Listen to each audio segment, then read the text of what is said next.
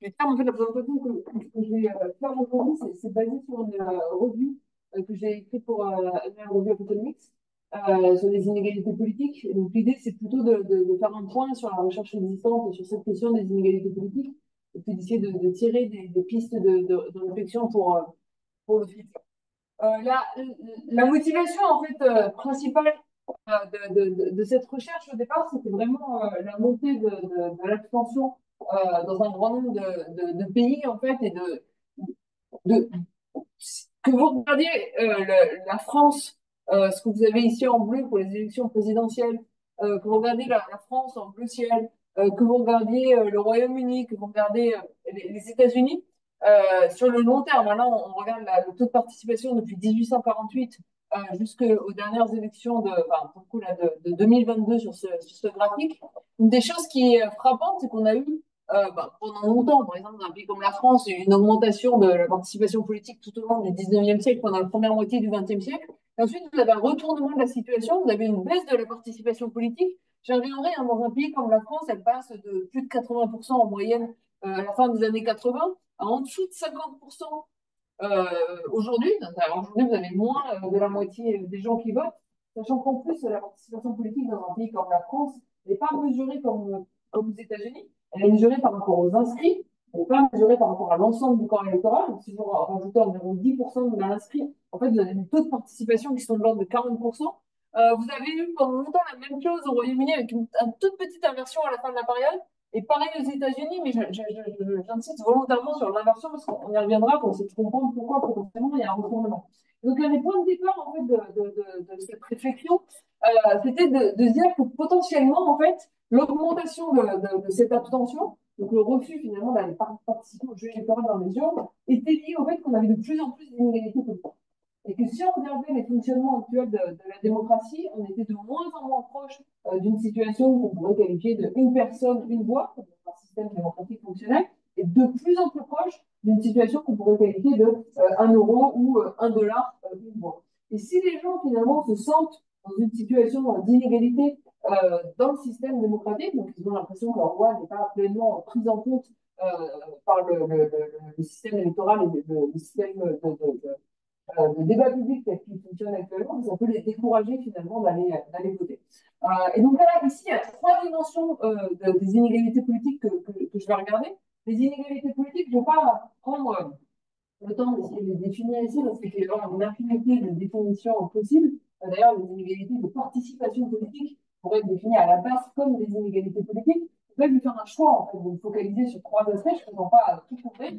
Mais trois aspects, par contre, qui correspondent assez bien à l'idée que pour avoir un système démocratique qui ressemble de plus en plus à 1 euro une voix plutôt qu'à une personne une voix. Avec les inégalités à la fois en termes de financement de la vie politique, de financement des élections, financement des campagnes électorales, financement des partis politiques, donc ce que j'appelle les dons politiques, une inégalité en termes de financement plus largement on appelle souvent la philanthropie. Je pense que le terme est assez souvent mal choisi. On va regarder les inégalités en termes de mécénat, et notamment les biais que ça peut apporter en termes de contribution financière au débat public, voilà, la définition même du débat public. Et puis ensuite, l'absence de représentation à la fois du point de vue descriptif et puis de représentation d'un point de vue beaucoup plus substantif.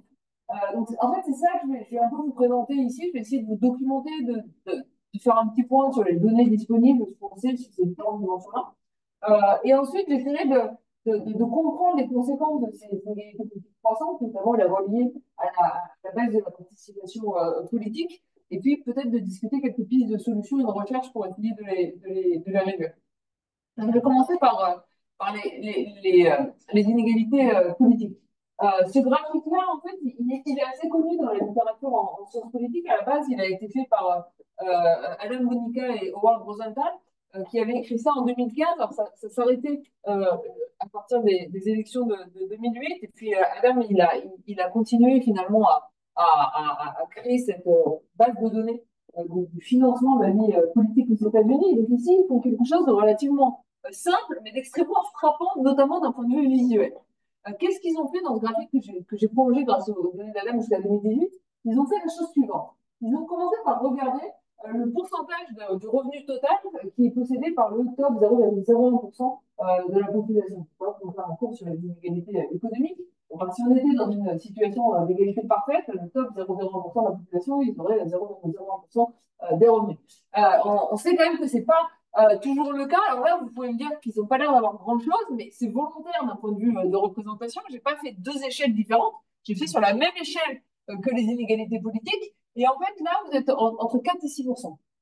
Vous avez quand même entre 4 et 6% du total des revenus possédés par le top 0,01%.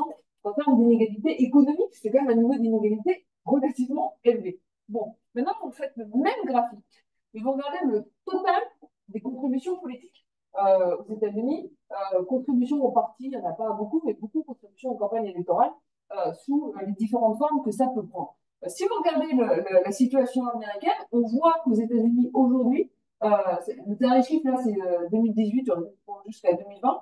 Enfin, aujourd'hui, vous avez le top 0,01% des contributeurs politiques qui représentent l'équivalent d'environ la moitié du total des contributions politiques aux États-Unis. Ça, c'est vraiment un chiffre très important. Souvent, on se focalise sur les montants totaux dépensés qui sont aussi extrêmement importants aux États-Unis. Et la concentration finalement de cet effort financier, bah, ça dit quelque chose du risque de capture des débats politiques par un tout petit nombre d'individus. C'est vraiment frappant ici, je trouve, c'est l'écart en fait entre ces inégalités économiques et ces inégalités politiques. Alors, ça n'a jamais été très faible dans les inégalités politiques aux États-Unis. En début de période, la 1980, vous aviez à peu près 15% du total des contributions qui étaient représentées par le top 0,01% des donateurs. Ça va être à peu près plat entre 15 et 20% jusqu'à 2000, et puis après ça explose complètement, mais ça, on connaît pourquoi, hein, c'est avec Citizen United en 2010. Bon, moi, je vais faire un effort de prolonger la courbe jusqu'à 2024. Il se trouve que parmi les annonces de Donald Trump, on verra, il y a l'idée de couper tous les financements de la Federal Electoral Commission. Vous prenez le thermomètre que vous cassez, vous avez toute température. Donc, on n'aura peut-être plus rien à dire sur cette question à partir de 2024. Enfin, on a encore un tout petit peu de temps pour documenter ça. Ça, c'est le cas États-Unis. Alors, je vais vous prendre un autre cas qui est relativement intéressant parce que c'est le cas français. Alors, en général, quand j'ai commencé à travailler sur cette question de financement de la démocratie, dès que j'allais aux États-Unis présenter les données françaises, tout le monde se moquait beaucoup de moi. Pourquoi? Parce qu'en France, il se trouve qu'on a deux seuils. En France, vous ne pouvez pas donner plus de 7 500 euros par an à des partis politiques. Vous ne pouvez pas donner plus de 4 500 euros par an, par an à des campagnes électorales. Donc, quand vous dites ça à un Américain, je dis, ah, l'Américain, il regarde, et je voilà. Il rit très fort. Il dit, oui, bah, nous, aux États-Unis, on a les Koch brothers qui vont être capables de contribuer jusqu'à 1 milliard de dollars par site électoral. Là, vous parlez de 7 500 euros. Et en fait, c'est ça qui est extrêmement intéressant, parce que ce que je veux vous montrer, c'est que même dans un pays comme la France, si vous montrez des données, par exemple, de la Corée du Sud, où vous avez des plafonds de dons, ces plafonds de dons, on peut avoir l'impression, en comparaison américaine, qu'ils sont faibles. Ça n'empêche qu'on a quand même des mouvements de concentration très forts également dans le financement de la vie politique. Ici, je vous ai juste mis le montant moyen donné par les ménages. Et ce que j'ai fait ici, c'est que j'ai ranké les ménages en fonction de leur position dans la distribution des revenus. Okay, si vous avez les 10% des ménages les plus pauvres, les 20% suivants, et après j'ai un peu gratté à l'intérieur du top 10%, vous avez le top 10%, le top 1, top 0,1, top 0,01%. Okay, vous pouvez commencer par regarder les montants, mais regardez surtout déjà pour commencer la tête de la courbe. Si vous regardez les dons moyens, c'est-à-dire en comptant les zéros, en comptant tous les gens qui ne donnent pas, en gros, dans le bottom, 50% de la distribution de revenus est quasiment à 0 euros de don moyen, parce que vous allez voir sur le plan suivant, vous avez un très très petit pourcentage de donateurs, et puis ça monte très fortement. Mais ce qui est extrêmement intéressant, et de ce point de vue-là, on est très proche de ce qu'on a pour les US, c'est que ça ne monte même pas dans le top 10%. Ça monte un peu dans le top 1%, et quasiment tout est capturé dans le top 0,01% de la distribution des revenus. Ce n'est pas simplement les classes supérieures qui font plus que les plus modestes, mais qui ne le font pas trop, parce que c'est quand même capé à 7 500 euros. C'est vraiment une capture tout en haut de la distribution des revenus. Alors ça se voit de deux manières, c'est que, la probabilité de faire un don est beaucoup plus forte tout en haut de la distribution des revenus. En moyenne, le pourcentage de foyers fiscaux qui donnent à un parti politique en France chaque année, il est inférieur à 1%. C'est autour de 0,6-0,7%. Mais qu'on est à l'intérieur du top 0,01% de la distribution, on peut atteindre 12 ou 13% de donateurs. ça varie quand même énormément avec cette pente qui s'accélère vraiment tout en haut. L'autre chose qui est intéressante, là c'est le pourcentage de donateurs, mais on peut regarder aussi le montant donné. C'est que ce montant donné, bon, bah, il n'est pas loin d'être. Alors là, vous avez l'impression que c'est pas loin d'être zéro en bas de la distribution. En fait, non, il est autour de 150-200 € parmi les donateurs, ce qui est quand même une somme importante si vous êtes dans le bottom 10% de la distribution de revenus. Par contre, il va s'envoler tout en haut. Il va dépasser les 5 000 € tout en haut de la distribution, ce qui est le montant moyen donné. Sachant qu'il y a un cap à 7 500. C'est-à-dire que s'il n'y avait pas de cap, clairement, on serait bien au-dessus. Ça montre quand même que d'une certaine manière, le plafond n'est pas là pour rien, il a quand même une utilité. Mais un truc qui est intéressant sur ce graphique, et c'est pour ça que je vous ai mis plein de cours avec plein de couleurs, c'est que si vous regardez en bas, c'est un peu écrasé, mais en fait, en bas, vous regardez 2013, 2014, 2019, 2021, 2017, le montant moyen donné, il ne varie pas sur le montant du dernier.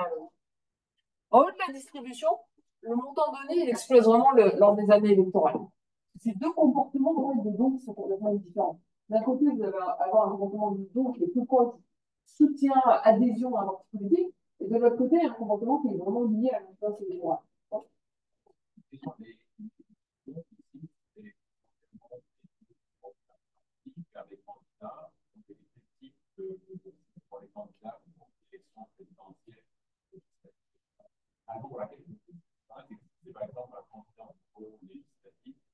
Qui est dans un strict clairement appartenant à un parti.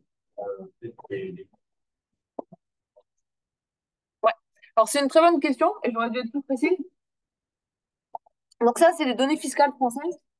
Et la raison pour laquelle je peux le faire à partir de 2013, c'est qu'on nous. Bon, un petit résumé. En France, fiscalement, depuis 1988, quand vous faites un don à un parti politique, ce don peut bénéficier de 66% de réduction d'impôt. En fait, vous avez le même traitement fiscal pour les dons aux partis politiques que pour les dons aux fondations et aux associations. Ce qui n'est pas propre à la France. Hein. Vous avez pareil, par exemple, en Allemagne, vous avez aussi inventé en Italie, au Canada, ce qui n'est plus le cas aux États-Unis. Ça a été le cas aux États-Unis pendant 2 ans, si je ne me trompe pas, entre 74 et 76. Puis après, ils ont dit, bah, il n'y a quand même pas de raison de subventionner, on va dire, d'un point de vue fiscal, les contributions politiques. En France, c'est le cas, c'est subventionné à hauteur de 66%, ce qui est extrêmement important. C'est-à-dire que si vous donnez 100 € à un parti, l'État vous rembourse 66 €. En fait, le coût pour vous de votre don est 34 €. Entre 88 et 2013, ces dons-là, ils rentrent exactement dans la même case sur la déclaration fiscale, qui est la case des dons déductibles à 66%, et donc ils sont mélangés avec les dons aux associations et aux fondations. Depuis 2013, ils ont sorti de cette case les dons politiques. Alors, de manière assez bizarre, ils n'ont sorti que les dons aux partis politiques. Ils n'ont pas sorti les dons aux campagnes électorales. Donc en fait, là, c'est basé uniquement sur les dons aux partis politiques. Je n'ai pas l'information sur la distribution sur les dons aux campagnes électorales. Enfin, je vais vous la montrer indirectement pour vous montrer la même courbe pour les dons aux associations, aux fondations. Mais là, pour le coup, les dons aux campagnes électorales vont un peu de temps. Là, c'est uniquement basé sur les dons aux partis politiques, sachant pour le coup qu'en France, en moyenne, les gens subventionnent quand même beaucoup plus les partis politiques pour les campagnes électorales, notamment parce que vous avez toute une partie en fait, du financement d'une campagne électorale qui est prise en charge directement par les partis. Il y a quelques exceptions, notamment partis qui n'ont pas de grandes campagnes de levée de fonds et qui vont se concentrer vraiment sur le fait de lever de l'argent pendant les élections. En moyenne, la plus grande partie du financement est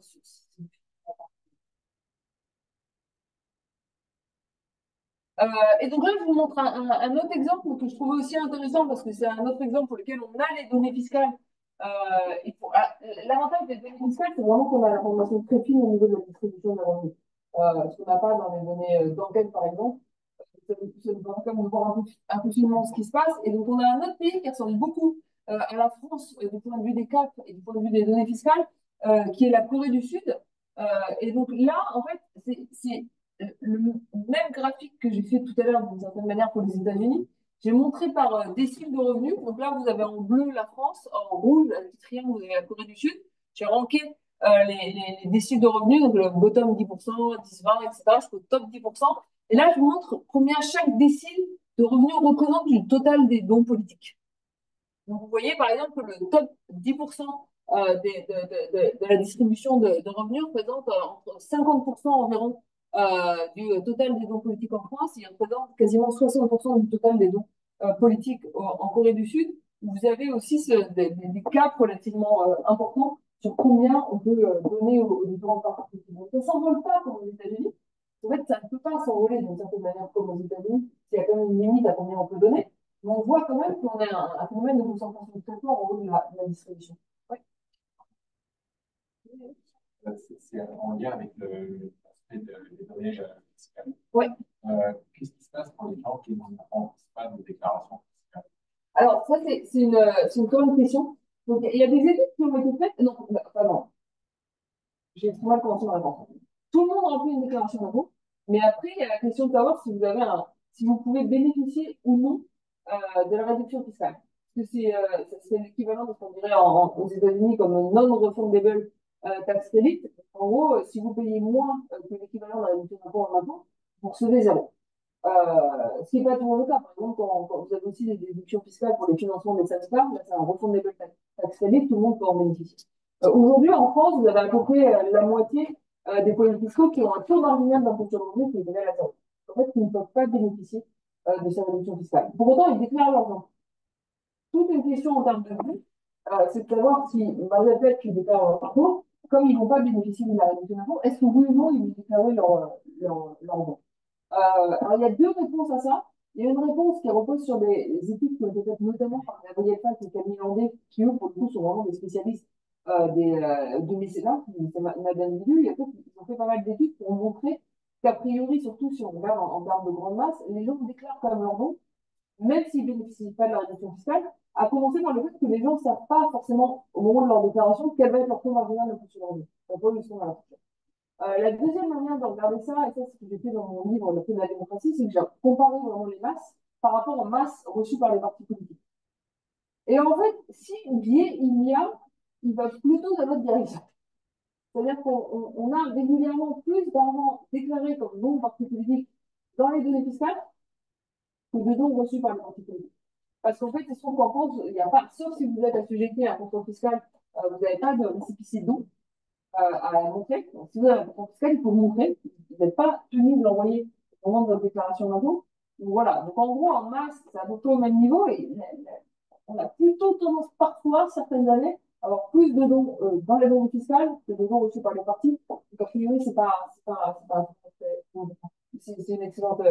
En fait, c'est une vraie question pour une autre chose que je vous montrais tout à l'heure, notamment l'effondrement du pourcentage de donateurs pour les dons aux associations et aux fondations, pour savoir si c'est en partie ou non dû à un phénomène déclaratif dans les données fiscales ou entièrement dû à un changement de comportement des donateurs eux-mêmes. Il y a, il y a, il y a, il y a deux choses que je veux souligner. Pourquoi on a un tel niveau de concentration dans des pays comme la France ou dans des pays comme l'Italie aussi ou dans des pays comme la Corée du Sud, malgré le fait qu'on a un cas.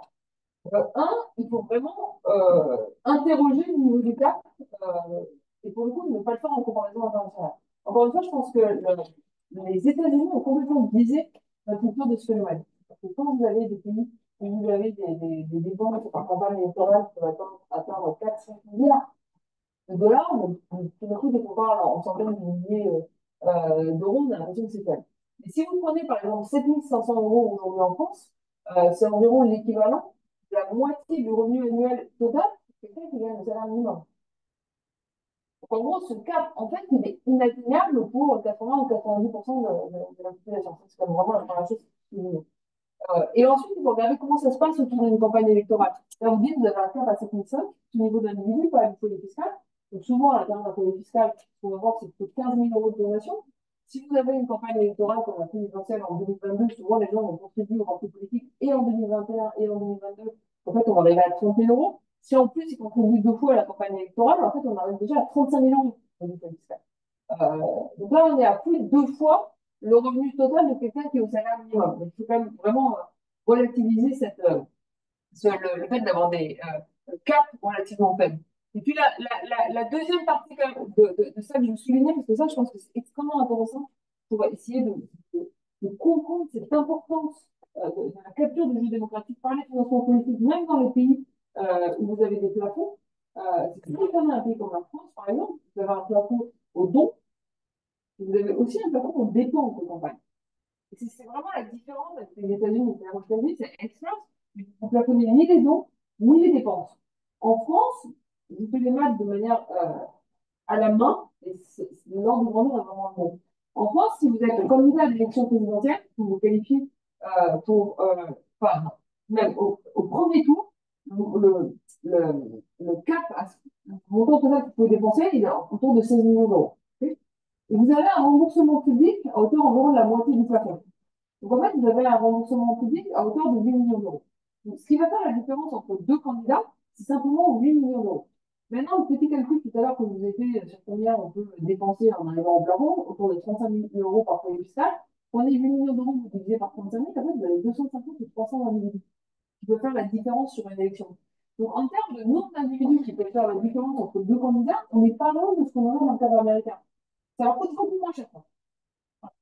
Moi, ça me coûte 35 000 euros, ça limite, tous les jours. Mais on voit quand même, comment on se combine finalement d'une manière potentiellement un peu perverse, entre guillemets, par rapport à l'objectif de l'égalité politique, comment l'effet combiné du plafond de dépenses et du plafond de dons, parce que finalement, avoir des effets pervers en rapport à l'égalité politique. Ouais. Euh, je voulais faire un peu l'avocat du diable ici. Je ne sais pas exactement vers où vous allez et après pour parler de l'égalité politique avec les quatre, mais disons, la situation au Québec, c'est l'inverse. C'est la limite, c'est 200 $ seulement. Donc, les inégalités doivent être relativement petites si on avait les données québécoises. Mais j'ai un ami qui me disait parce que intuitivement, je suis plutôt d'accord avec cette loi, et ça a été fait pour contrebalancer les standards de protection. Mais il me disait que l'ennui, c'est que ça diminue l'incitatif des partis politiques à avoir un membership actif. Parce que c'est bon, c'est juste 200 $ alors qu'on aimerait pouvoir aller chercher des 500 ou des 1000 $ chez certains. Et ben, en fait, ça renforce aussi le cartel party. Tu sais, si on prend Blight et Maire, là, je pense que Maire, non, c'est Blight et Kat. L'idée, bon, ben, c'est que là, un challenger a quand même vraiment beaucoup de difficultés à s'insérer dans le système, puisque finalement, ben, les partis sont presque à 100% financés par les résultats précédents. Alors que, bon, le dernier parti Challenger qui a vraiment eu du succès, c'est avant cette loi-là au Québec, et a clairement bénéficié du fait qu'il y avait quand même quelques personnes qui étaient prêtes à lui donner des montants plus élevés, là, qui étaient souvent similaires à la France, si je me rappelle bien, dans les années 2010 au Québec. Donc, ça demeure qu'il y a quand même un trade-off. C'est que si le cap est super bas, ben, nécessairement, ton financement public doit être super élevé. Et ton financement public va être basé sur les résultats précédents. C'est là où je vais. Je vais pas vous le dire maintenant parce que déjà, je ne sais pas ici j'y arrive. Mais la proposition que j'avais faite dans le de la démocratie, c'était cela. Un, il fallait un cap bas. Notamment, je prenais l'exemple à la fois de la Belgique et du Québec, autour de 200 euros, ce qui paraît assez juste, entre guillemets, parce que quand les gens donnent, y compris dans le bottom 10-20% de la distribution de revenus, ils donnent entre 180 et 250 euros. Et ce qui est l'équivalent d'un membership, en fait. Et les gens qui donnent plus que ça, ben, ça va au-delà de l'adhésion. Et donc, je disais, bon, ça, faut le réinterroger, il faut baisser le cap et on va économiser en argent public déjà tout ce qui est aujourd'hui des déductions d'impôts pour les dons partis politiques. Il faut savoir que dans un pays comme la France, aujourd'hui, on dépense en moyenne entre 60 et 70 000 euros par an en défiscalisation des dons partis politiques. On pourra avoir une répartition beaucoup plus juste, finalement, de cet argent. Et la deuxième chose que j'ai interrogée, mais là, je ne vais pas y venir là, mais c'est partie de la réponse globale au problème, c'est la manière dont on finance avec de l'argent public les partis politiques au-delà des déductions d'impôts. Et en France, le système marche comme en Allemagne, il marche comme au Canada, c'est-à-dire que l'argent public reçu par les partis politiques dépend des résultats électoraux obtenus par ces partis aux précédentes élections. En France, on a deux partis. Il y a une partie qui dépend littéralement du score obtenu au premier tour des élections législatives, et vous avez une deuxième partie qui dépend du nombre de députés et du nombre de sénateurs. En l'occurrence, c'est quand même souvent très très pauvre. Donc le principal problème de ça, c'est de se dire que, bah oui, c'est gentil, mais ça fige la vie politique du point de vue de son financement par intervalle de 5 ans, alors que la réalité de la vie politique, elle n'est pas figée par intervalle de 5 ans. Et quand vous avez des nouveaux partis qui peuvent émerger, bah, le dernier en date en France a été la République en marche et Emmanuel Macron, leur seule manière d'émerger, c'est de recevoir un financement politique extrêmement concentré. Mais avec des conséquences que ça peut avoir. Dans les détails là, mais Emmanuel Macron, pour le coup, il a eu un des financements les plus concentrés. Enfin, en gros, les plus basés sur des dons de 7 500 euros extrêmement concentrés sur les arrondissements à un chiffre parisien, plus c'est le 10e arrondissement des financeurs à Londres, quelques financeurs aux États-Unis. Enfin voilà, les premières décisions qu'il va prendre, c'est la suppression de l'impôt sur la fortune, la suppression des taxes, la taxe sur le capital. Donc, en termes de représentation substantive, on va y venir, ça a quand même des conséquences. Mais il n'empêche que c'est vrai que sa seule manière pour lui d'émerger comme parti politique, comme il n'y avait pas de financement public, c'était d'aller chercher des financements privés.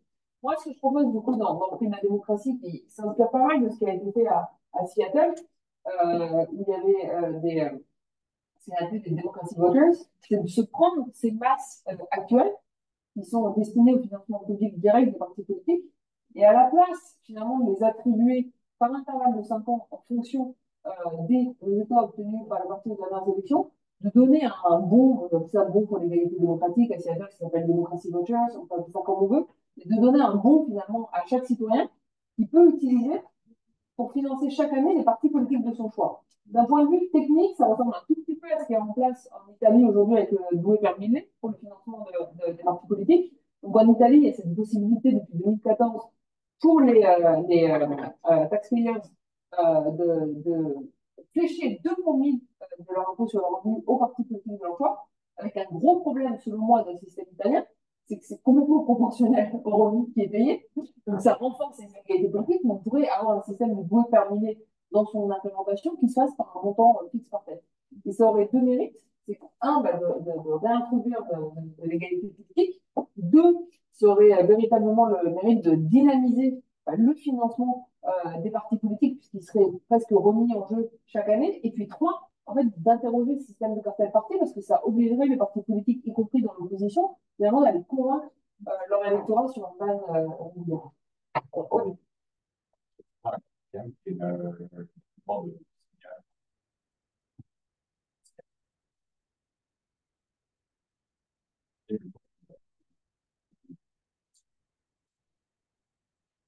Aux États-Unis, on a reçu autant d'argent que Petit de en fait.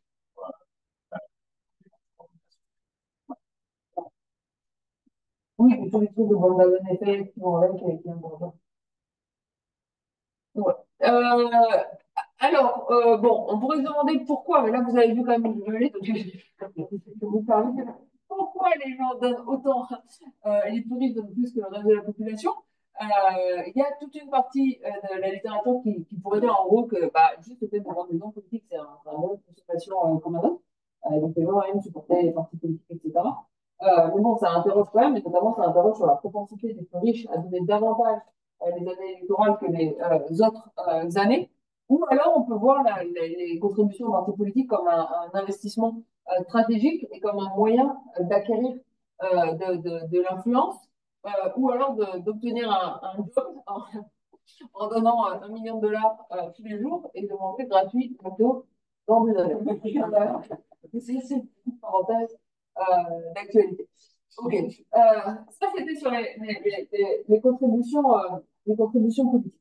Il y a quand même une littérature qui est importante sur ces contributions politiques-là, mais voilà, ce que je veux vraiment souligner sur le site par le point sur la littérature existante, je pense qu'on avait dédié très fort l'idée au focus trop important sur le financement de la politique états-unienne, ce qui nous a rassurés, on va dire, par rapport à ce qui se passait dans le reste du monde avec des caps plus bas, parce qu'on a des phénomènes de concentration également dans les pays où il y a des caps qui sont plus bas.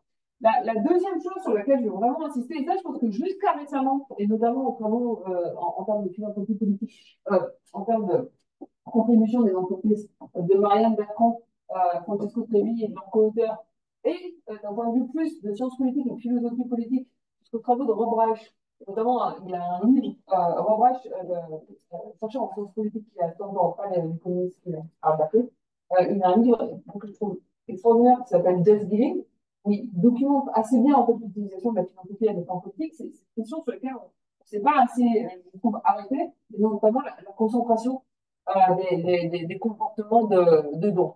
Donc il y a la première chose qu'il faut souligner, et c'est là aussi où souvent bah, on passe à côté du problème si on se concentre que sur le cas états-unien, c'est l'augmentation dans un certain nombre de pays très rapide des dons d'entreprise. Aux États-Unis, j'ai été capable de remonter jusqu'en 82, ça c'est les données du rapport Giving USA qui sont publiées chaque année. Aux États-Unis, vous avez quand même une tendance à la hausse lente sur la période de la philanthropie d'entreprise pour que ce soit comparable dans le temps par rapport à son importance, je crois que j'ai normalisé par le PIB du pays. On était autour de 0, enfin, 0,095% du PIB américain en 82.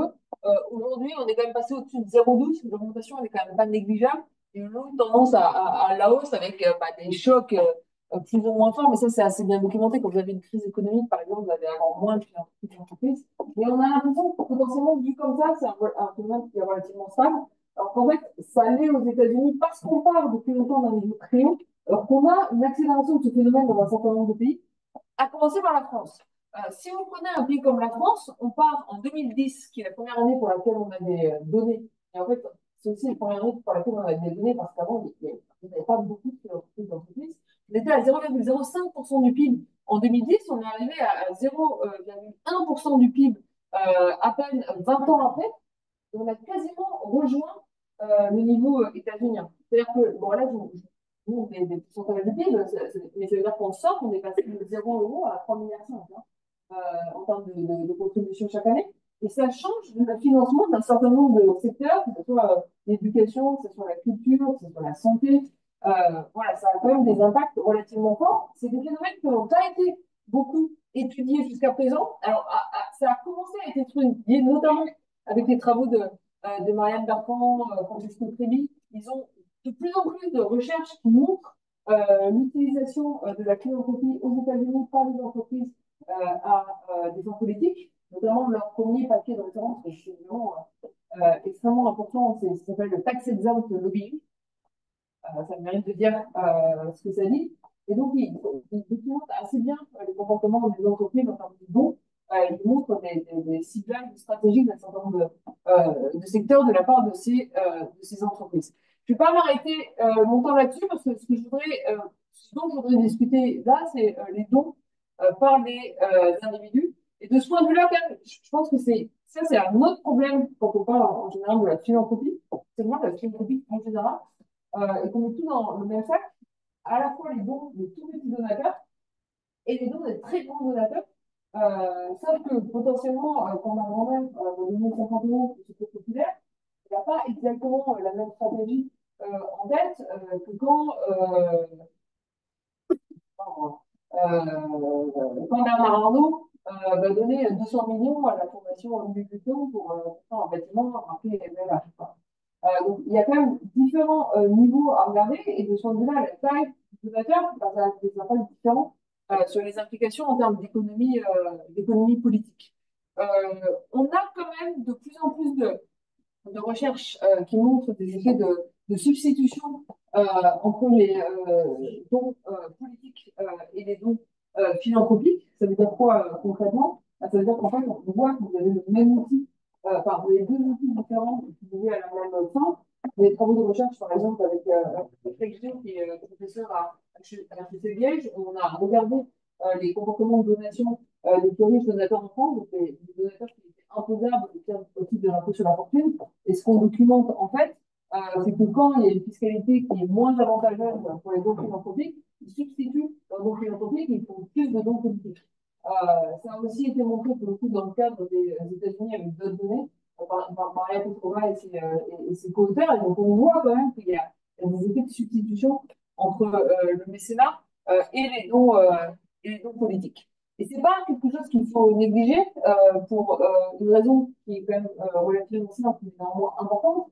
C'est que autant tout à l'heure, je vous disais qu'il y a un certain nombre de pays qui ont capé les dons politiques, pris la France, le Canada, parler de la Belgique. En Italie, maintenant, vous avez un plafond, bon, il est à 100 000 €. Voilà. Voilà.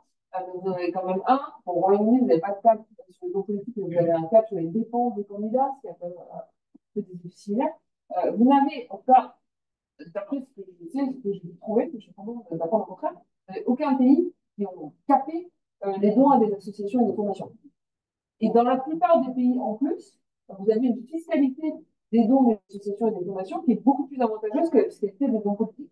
Ce qui veut dire qu'en termes de masse, vous avez des masses qui sont complètement différentes. En France, si vous prenez les dons des individus, on atteint quasiment 3 milliards d'euros par an. Si vous rajoutez, le mécénat d'entreprise, on en est à des sommes de l'ordre de 5 à 6 milliards d'euros. Une fois que vous avez pris en compte les défiscalisations, En fait, on parle de 3 à 4 milliards d'euros d'argent public en termes de défiscalisation de ces dons chaque année. Donc, c'est quand même des sommes extrêmement importantes. Et en fait, ce qu'on voit, c'est que ces dons aux associations et aux fondations, ben, ils sont également extrêmement concentrés. Okay. Alors, aux États-Unis, ils sont moins concentrés que les dons politiques, ce qui est assez intéressant, et ce qui est dû au fait que vous n'avez pas de limite aux dons politiques aux États-Unis. Donc, aux États-Unis, si je regarde le top 0,01% des dons aux associations, aux fondations, bah, ça représente à peu près 20% du total des dons. Si on connaît un pays comme la France, bah, on voit que les dons aux associations et aux fondations en rouge, ils sont encore plus concentrés que les dons politiques en haut de la distribution. Donc, il y en a un qui, il y en a certains qui sont tapés par la loi, et d'autres qui ne sont pas. Les- bon,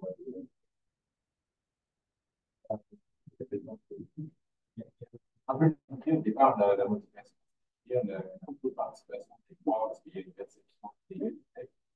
On peut imaginer que les citoyens, en général, se rendent compte de l'inégalité dans les donations politiques, éventuellement les faits que ça peut avoir, et sont vraiment conscients de l'utilisation de donations par des raisons politiques. Alors, je vais apporter 2 réponses à ça. La première, je vais dire, vous montrer le graphique. Je pense que oui, et c'est une raison qui explique pourquoi, dans quasiment tous les pays que j'ai regardé, j'en ai regardé en 14, parmi les pays riches, on a une baisse très importante. Le nombre de foyers fiscaux qui chaque année font un don à une association et une fondation, qui est vraiment une distanciation. En fait, il y a une concentration très forte qui n'est pas simplement due au fait que les plus riches donnent de plus en plus, mais au fait que les plus modestes arrêtent de donner. Et ça, par contre, ça vraiment une histoire de variant, si on a bien compris, pour quelqu'un qui est davantage converti que Donc, oui, mais en tout cas, je suis d'accord avec vous, mais ce qui veut dire que les gens, en tout cas, ont, indépendamment de l'utilisation de leur politique, ce qui veut dire, en tout cas, que les gens ont une perception de la concentration croissante de la provision autonome. Et la deuxième chose, c'est qu'il y a une critique, pour le coup, je vais juste mentionner ça, en fait, j'ai des recherches pour là-dessus, il y a une critique de plus en plus forte, notamment par les partis à la droite de l'échiquier politique. Et aux États-Unis, en fait, ça a été assez bien documenté, y compris parmi les électeurs de Donald Trump. C'est différent, c'est difficile de comparer les différents systèmes électoraux, notamment les systèmes multipartites, comme on a en Europe de l'Ouest, et puis un système qui est beaucoup plus bipartite aux États-Unis. Il y a une critique de plus en plus forte, en fait, du secteur associatif, comme un secteur qui serait un secteur rattaché à l'élite. Alors, les critiques, elles peuvent prendre différentes formes, hein, qui va être très woke, très tourné vers l'universalisme. Voilà. Et ça, c'est quelque chose qui est extrêmement frappant et qui, d'après moi, peut expliquer aussi qu'on a une baisse du nombre de donateurs et que c'est seulement une distanciation, en fait, à la participation politique, mais en fait à la participation tout court, à la chose sociale du point de vue du débat public. Et du coup, bah, je vais vous montrer. Ça, c'est les données pour la Corée du Sud, donc ils sautaient là-dessus. C'est juste différentes évidence de cette concentration extrêmement forte des sustainable giving. Mais en fait, je vais vous montrer ce dont vous parlez là, parce que ça m'a vraiment frappé. Y compris pour le Canada, parce que j'ai trouvé des données pour le Canada, et c'est encore plus frappant qu'ailleurs. Peu importe la source de données que vous utilisez. Là, c'est la France avec les données fiscales. En France, dans les données fiscales, le pourcentage de foyers fiscaux qui déclarent chaque année un don à une association ou une fondation, il est passé de plus de 12% en 2014 à moins de 9% aujourd'hui. On a perdu environ, on va dire, bon, on a perdu 3 points de pourcentage, donc parce que quand on parle de 12%, en fait, on parle de 3 points de pourcentage, parce que moins de 12% en 20 ans. Une proportion très forte des gens à moins déclaré, en fait, à moins donné aux associations ou aux fondations.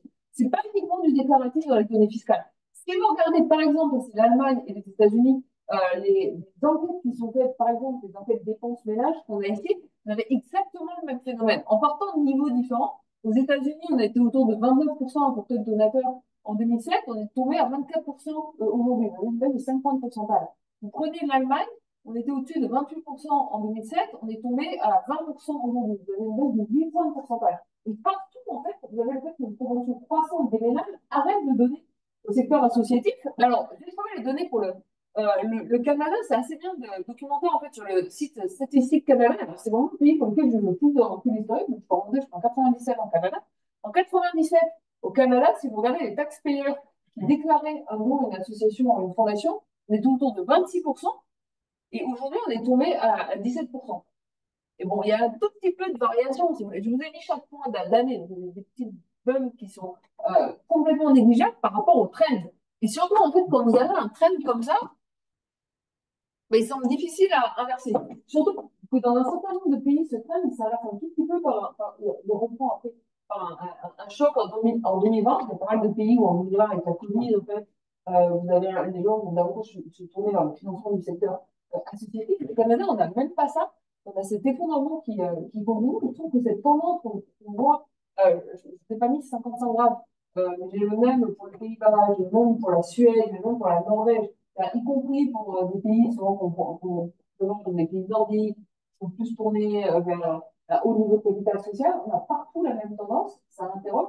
Et je pense que c'est en partie lié au fait que comme vous avez une concentration croissante au haut de la distribution, avec les donneurs qui au haut de la distribution donnent des sommes de plus en plus importantes, vous avez un détachement de la population par rapport à ce secteur associatif et pas simplement par rapport au financement des partis politiques ou des campagnes électorales. Ouais. Mais pensez-vous, on dirait que j'ai de la difficulté à acheter l'argument que les gens comprennent que les dons sont concentrés et changent leur comportement. Mais ce graphique-là est clairement les fondations capitalistes en parlent, qui disent qu'ils ont de la difficulté. Ce que j'ai entendu un d'entre eux, c'était qu'ils se blâmaient eux-mêmes.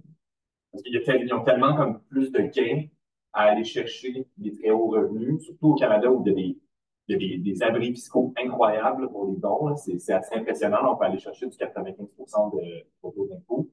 Euh, et donc, ils ont tellement d'incitatifs à aller chercher les plus élevés qu'en fait, c'est parce que les fondations se détournent d'aller chercher un 10 par-ci par-là, puis veulent se concentrer sur aller chercher un grand don, souvent via un décès, par exemple.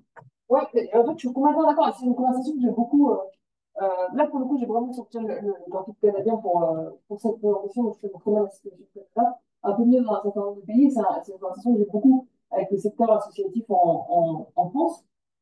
Et alors, ils sont un peu dans la même situation. Ils vont dire, bon, on est en partie responsable. Donc, je vous donne un exemple en France. Alors, en France, on ne défiscalise pas à 95%, on défiscalise à 66%, et vous défiscalisez les dons à 75% au titre de l'impôt sur la mais l'impôt sur la fortune, vous avez quelques pourcents de ménages qui le paient. C'est 1% de foyers fiscaux qui paient l'impôt sur la fortune. Et ce qui fait qu'en France, cependant, quand vous écoutez la radio, la radio la plus écoutée en France, ça va être France Inter, y compris sur des radios privées avec des audiences plus faibles, vous allez avoir de la pub pour le secteur associatif qui va dire faites un don à notre association, vous pouvez le défiscaliser au titre de l'impôt sur la fortune immobilière à 75%. Bon, bah, il faut voir, alors peut-être que c'est un impact positif sur les très riches qui ont donné pour des fiscalisations à 75%, mais vous imaginez une publicité qui ne vise que sur une radio publique qui touche environ une audience de 15-16% de total auditeurs, vous avez des publicités qui ne visent que le top 1% de la population. Ça fait cet effet alors, ça rapporte peut-être plus l'euro publicitaire en termes de conversion, d'un point de vue purement marketing, mais ça détache potentiellement aussi tout le reste de la population. Et en fait, une des choses de la discussion avec le secteur associatif, et je ne sais pas s'ils ont la même au Canada, c'est de savoir dans quelle mesure, une fois que vous avez ça, ben, vous ne mettez pas en risque même le système de réduction d'impôt. En fait, si vous avez un système de réduction d'impôt ultra généreux, qui à un moment donné ne bénéficie plus qu'à une poignée d'individus, vous allez avoir la majorité des individus qui évidemment on va mettre fin à ces réductions fiscales. En tout cas, c'est ça, ça fait partie aujourd'hui de la critique et du débat politique autour de cette question en France. C'est-à-dire qu'en vous reposant sur un nombre de plus en plus petit de donateurs, en plus de tous les risques associés à la culture politique, c'est-à-dire ça leur donne quand même un poids surdimensionné dans le rapport qu'ils ont à votre association de subvention, ça met potentiellement à risque à terme le système de réduction fiscale parce qu'il ne bénéficie finalement qu'à un tout petit nombre d'individus. Ouais. De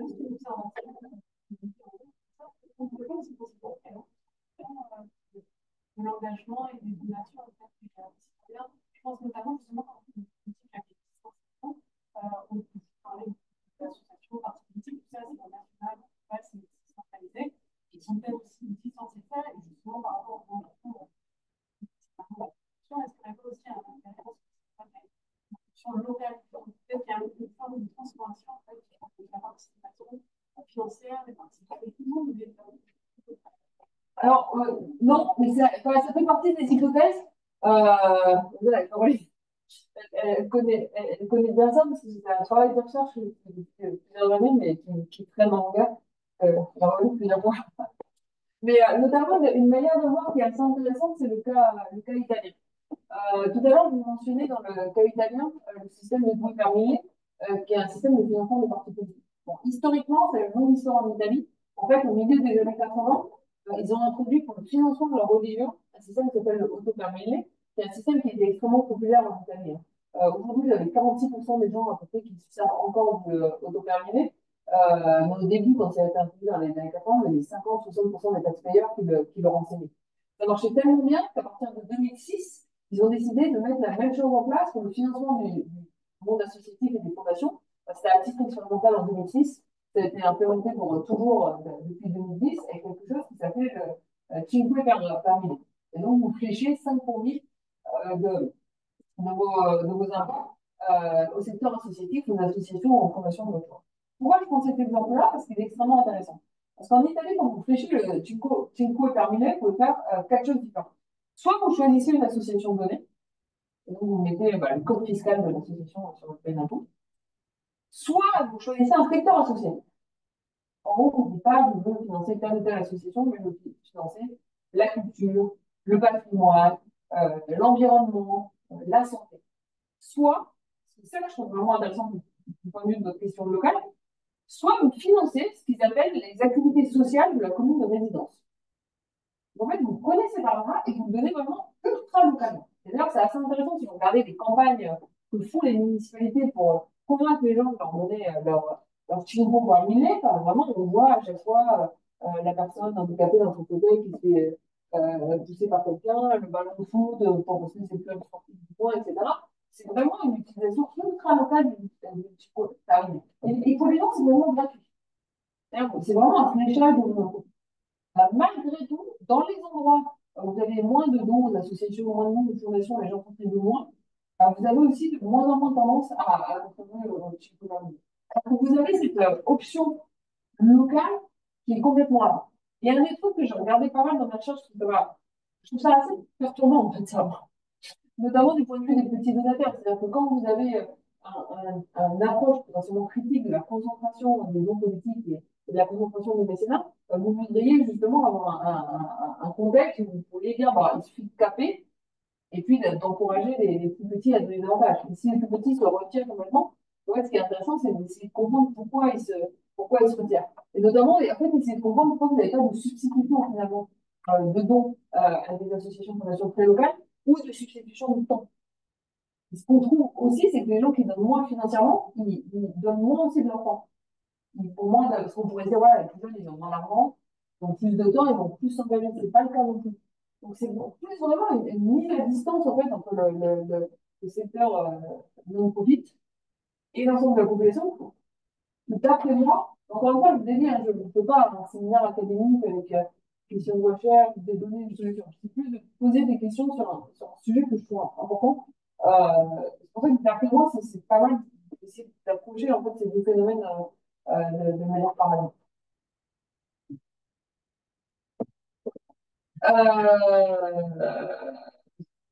Bon, je ne vais pas faire de web parce que. Et du coup, on va. L'autre question. Donc là, je vous ai montré les dons politiques, les dons philanthropiques, et après, il y a la question de l'inégalité en termes de représentation politique, qui peut prendre en gros deux formes différentes. C'est Pichkin, hein, je n'en absolument rien, mais aussi à 50 ans, c'est un point de pertinence extrêmement importante aujourd'hui. Il y a les inégalités de représentation d'un point de vue descriptif. Alors, pas pour les femmes, parce que vous avez des femmes représentantes, pour les minorités, etc. Mais en fait, là où je vais vraiment insister aujourd'hui, parce que je pense que c'est une des choses à côté desquelles on est passé, c'est la représentativité descriptive du point de vue de ce que j'appelle la parité sociale. On va avoir des ouvriers, on va avoir des employés, par exemple, parmi nos élus.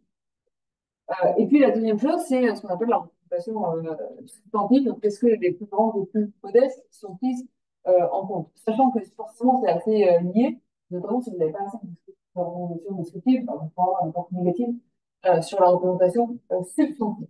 Ok.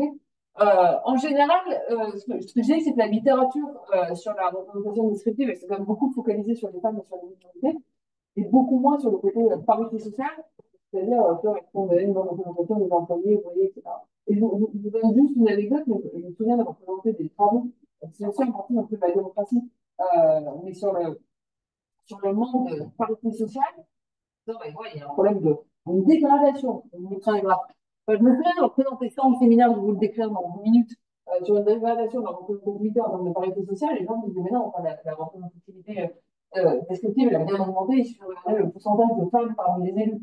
Oui, mais c'est pas exactement forcément le même problème. Alors, il y a des questions d'intersectionnalité, mais c'est pas forcément le même problème, c'est pas forcément non plus les mêmes solutions. Et donc voilà, c'est un graphique qui se base sur trois sources de données différentes. Donc, j'ai collecté les données pour la France et le Royaume-Uni, et les données pour les États-Unis, c'est les données de Nicolas Carnes, qui a deux excellents livres sur ces questions de manque. Enfin, pour moi, c'est les deux travaux principaux de Carnes, pour tout ce qu'il a fait après ses bouquins sur le déclin de la représentativité d'un point de vue descriptif. Et qu'est-ce que vous voyez ici? Donc, j'ai juste fait le pourcentage de MPs qui sont working class. Aux États-Unis, ça va être blue collar, en France, ça va être employé ouvrier. Enfin, ça dépend de la typologie des CSP sur les différents pays, mais on voit quand même assez bien ce qui se passe. Alors, aux États-Unis, bah, c'est en vert, c'est en bas, ça va être 1900 jusqu'aux dernières années pour lesquelles il a collecté Nicolas Carnes, mais a priori, ça s'est pas vraiment amélioré. Alors, c'est pareil, hein, je vous mets tout sur le même graphe. Vous pouvez me dire, bah, ça varie pas beaucoup aux États-Unis. C'est vrai que ça varie pas beaucoup, mais au moins, ça a une constante, c'est constamment en dessous de 3%. Sachant qu'on est quand même à une période de temps sur l'intervalle, on passe entre 60% de classes populaires parmi l'ensemble des catégories socio-professionnelles autour de 50-52%. Okay. Et donc on est toujours en dessous de 3%. Le cas de la France, il est en bleu. J'ai le résultat depuis 58, donc pour le début de la 5e République. Alors en France, ça varie un peu, mais alors pas beaucoup. Ça va varier entre 5% au mieux. Et ça, c'est vraiment lié, c'est 81, l'élection de François Mitterrand, et notamment le fait que 81 et 84, vous allez aussi avoir des communistes au gouvernement, à côté des communistes, ont un score relativement juste lors des élections législatives. Donc vous avez quelques communistes, enfin, malgré la victoire de la gauche et des communistes, on ne va jamais dépasser les 10% en termes de pourcentage d'ouvriers et d'employés. Et puis, c'est redescendu en dessous de 4%. Ça a tout petit peu remonté en 2024. Et d'ailleurs, je vais revenir là-dessus, parce que c'est un truc qu'on voit assez bien en Suède. C'est les principaux partis qui ont aujourd'hui une représentativité d'un point de vue descriptif, du point de vue de la parité sociale, c'est les partis à la droite de la loi. Et en France, le fait que ça remonte à la fin de la période, c'est notamment dû au Rassemblement national. Un tout petit peu à la LFI, mais principalement dû quand même au Rassemblement national. Mais enfin, on voit qu'on est quand même sur la période constamment en dessous de 9%. Et encore, je dis ensemble les employés et les ouvriers. Si vous prenez le quinquennat 2017 et 2022, si vous n'avez que les ouvriers, en fait, vous auriez un bon zéro. Voilà. Ce qui n'est quand même pas beaucoup. Je vous réponds à la question, je commande juste la cour pour les États-Unis, pour le Royaume-Uni, parce qu'elle est assez frappante. Au Royaume-Uni, on passe en 1950 de zone de 17% à en fait quasiment 0% au cours des dernières années. Et donc là, j'ai mis tous les partis ensemble. Ce sera intéressant d'avoir la décomposition au Royaume-Uni entre d'un côté les conservateurs et de l'autre côté les Labour. En fait, historiquement, le fait qu'on soit autour de 16% est bien plus élevé dans les autres pays. Au Royaume-Uni, c'est entièrement dû au Labour Party, notamment au financement du Labour Party. On en revient à cette question du financement politique. Le fait que le Labour Party, tout au long des années 20, 30, 40, 50, jusqu'en fait, à la fin des années 70-80, le tournant de Thatcher qui remet en cause le financement du Labour par les syndicats, qui le change en fait, notamment jusqu'aux années, fin des années 80, on a un système qui est un système de opt-out. Donc en fait, si vous êtes membre du syndicat, vous financez automatiquement le Labour Party, sauf si vous indiquez que vous ne voulez pas le faire. Et elle transforme ce système de opt-out en un système de opt-in. Ça veut dire qu'en fait, par défaut, vous ne financez pas le Labour Party. Il faut en fait faire une demande. Enfin, il faut indiquer vouloir le faire pour que ça se fasse.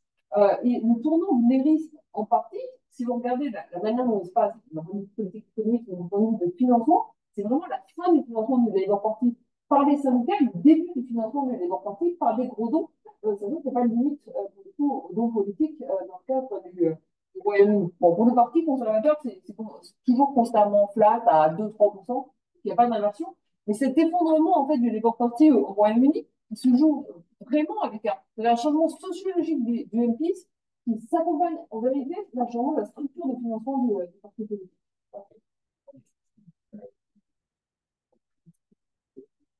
Ici, j'imagine que dans les classes ce sont étant des représentants qui avaient un emploi avocat, probablement avant de. Ouais.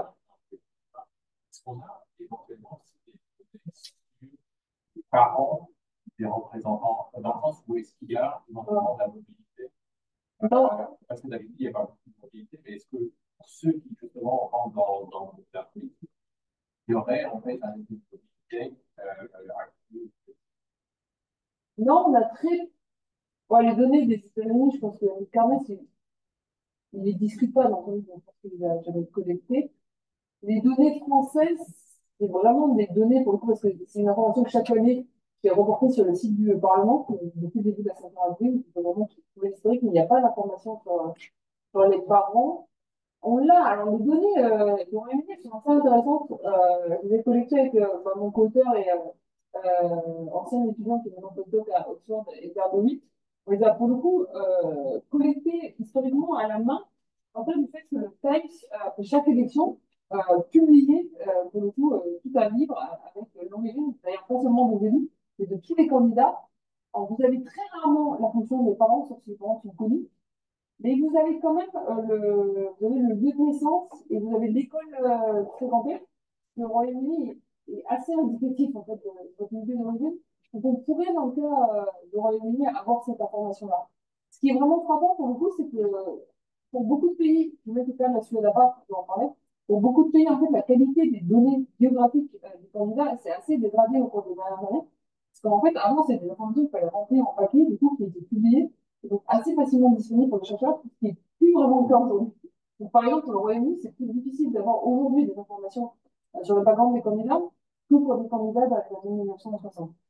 Je pense que pour répondre à votre question, le seul pays où on pourrait vraiment le faire, parce que là, vous avez vraiment tous les liens avec les données fiscales et vous pouvez suivre sur l'intérêt générationnel, ça serait vraiment la Suède, en fait.